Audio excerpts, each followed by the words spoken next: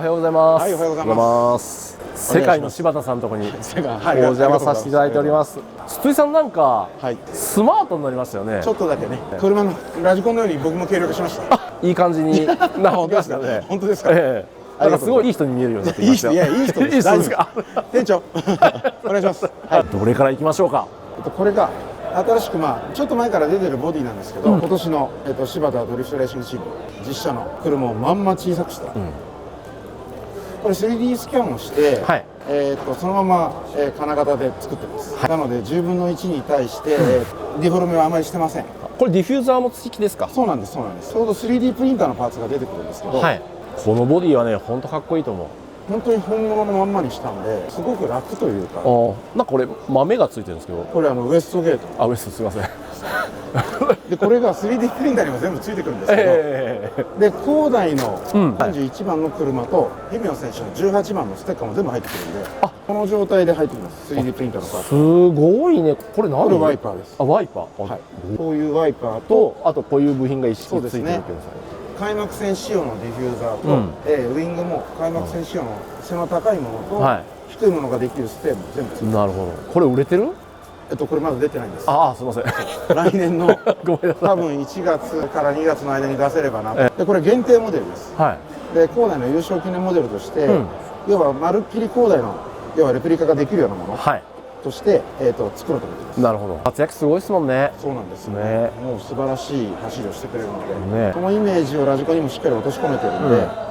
そう細かなパーツまで全部あるんで、もう要はいわゆるフルレプリカっていうスタイルで出せると思うので、もう少し皆さんにお待ちいただければなっていう商品なんです。お楽しみに待っていただければ。これホイールは実はディスプレイしてるだけなんですけど、最近出たホイールがこれで、要はこれです。これチタンシルバーだったかな。オフ5とオフ7です。でうちなんでホイールも全部自社です。でG23 っていうシリーズと F23 っていうシリーズがあるんですけど、全部自分のところのホイールです。芝ホイールです。芝ホイール、芝タイヤ、芝キャップ、芝キャップもあるんですけど僕まだ頭でかくて入んない。いやいいんですよ、それいいんですよ。僕日曜日は芝キャップできますから。本当ですか。新人の方？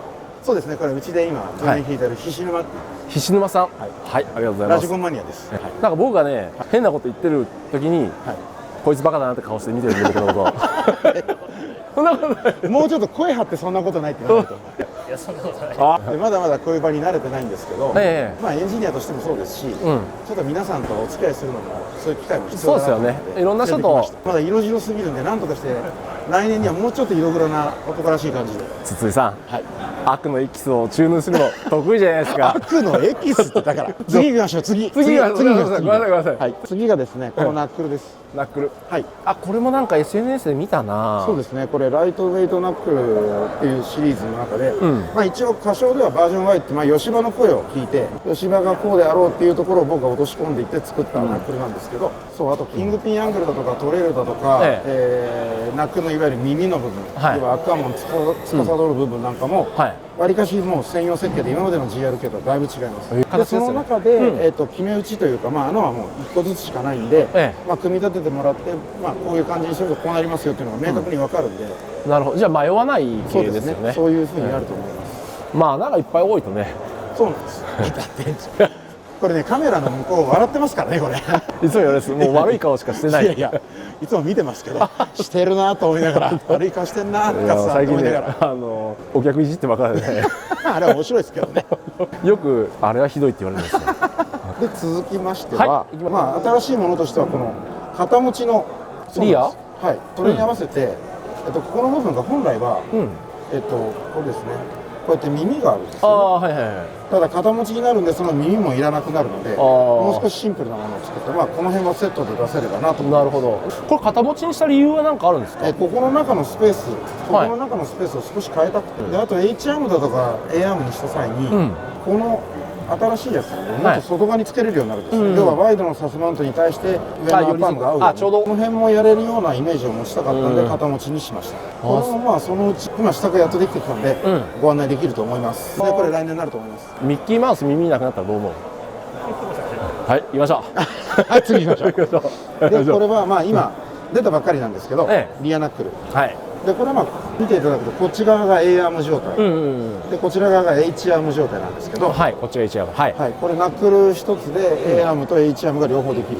要はここの下のブロックがついてで A アームで使えたり、ピンが入るタイプがついたりするんですけど、で基本的にはここでスクラブが調整できたりですとか、はい、このパーツが表裏で使えたりとか、やれることはめちゃくちゃたくさんあるんですけど、でもちろんそこのスクラブでいろんなことが本当できるようになるんで、これは皆さんにいろいろ楽しんでいただきたいなっていうものなんです。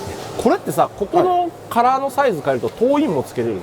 つけれます。あ、つけれる？はい、そうですね。このルアーム自体も何でもできるんですけど。ですよね。これもショートタイプとロングタイプとあって、あれだけマルチなジオメトリーにできるようにはどんどん進めてはいます。なるほど。続きまして絶賛セカンドロット今生産中の 5R コンバージョンキットを組み込んだGR 系を2台持ってきました。お、黒と赤ですね。そうですね。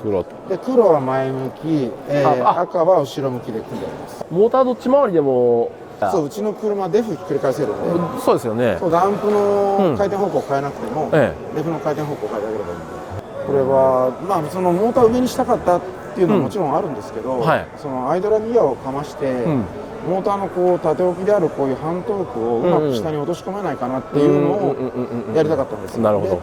プリンターでいろいろやりながら作って、まあ間違いないなっていうのが出てきたんでやっとこう製品ができたというか。なるほどね。アイドラはベルリンの削り出し、日本で削ってます。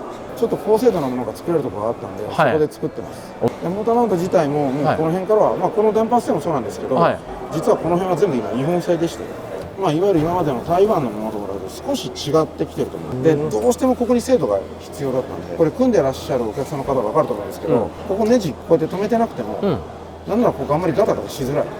今これゆるゆるなんですけど、あ、これでこのクリアランスでなおかつまっすぐ入るっていうのが、やっぱり日本でしかできなかったっていうのがあって、あとこの形状もちょっと複雑なんで、岐阜の関の職人がカンカン打ってるんですね。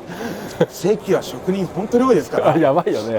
刃物の町で有名だもんね。っていう感じです。じゃあ今後の抱負をお願いします。今後の抱負ですか。来年はさらに加速しようと思ってます。もちろん GRK5R に対してのフルキット化ももちろん目論んでますし、いろんなことを考えてます、僕の。性能をアップさせるパーツはもちろんなんですけど、よりかっこいいものと、まあうちは D1 に参戦しているメーカーでもあるので、車とラジコンとうまくつなげれるものをたくさん出せればなと思ってます。2025年は筒井さん人形も一緒に作ってもらって。売れねえなそれ。黒いやつよね。黒いやつ。すみません、ありがとうございました。ありがとうございました。